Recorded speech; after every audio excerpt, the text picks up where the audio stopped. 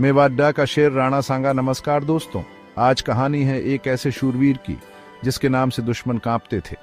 एक ऐसे योद्धा की जिसने अपने रक्त से वीरता की एक नई परिभाषा लिखी। जी हाँ, मैं बात कर रहा हूँ मेवाड्डा के शेर राणा सांगा की। राणा सांगा मेवाड्डा के सिसोदिया राजवंश के शासक थे। उनका जन्म 1482 ईस्वी में हुआ था। उनका असली नाम महाराणा संग्राम सिंह था, लेकिन उनकी वीरता और शौर्य के कारण उन्हें राणा सांगा के नाम से जाना जाने लगा।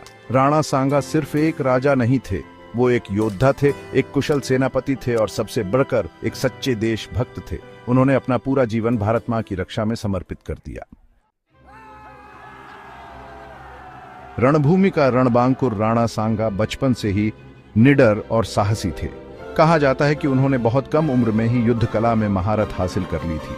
उन्होंने कई युद्ध लड़े हैं और हर बार विजयश्री उनके कदम चूमे। खातोली का युद्ध, बयाना का युद्ध और गागरोन का युद्ध, ये कुछ ऐसे युद्ध हैं जिनमें राणा सांगा ने अपनी वीरता का लोहा मनवाया। लेकिन सबसे महत्वपूर्ण युद्ध था खानवा का युद्ध।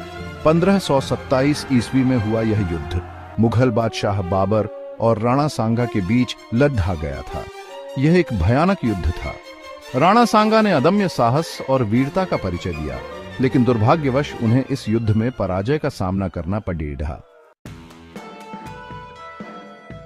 बलिदान और विरासत।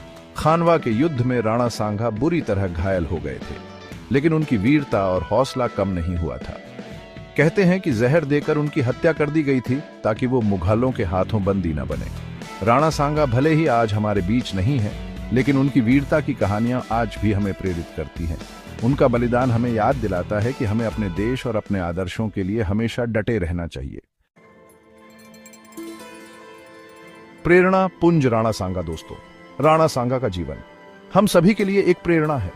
वो हमें सिखाते हैं कि साहस और दृढ़ इच्छा शक्ति से हम किसी भी चुनौती का सामना कर सकते हैं। आइए हम सब मिलकर राणा सांगा को याद करें और उनके आदर्शों पर चलने का संकल्प लें। जय हिंद।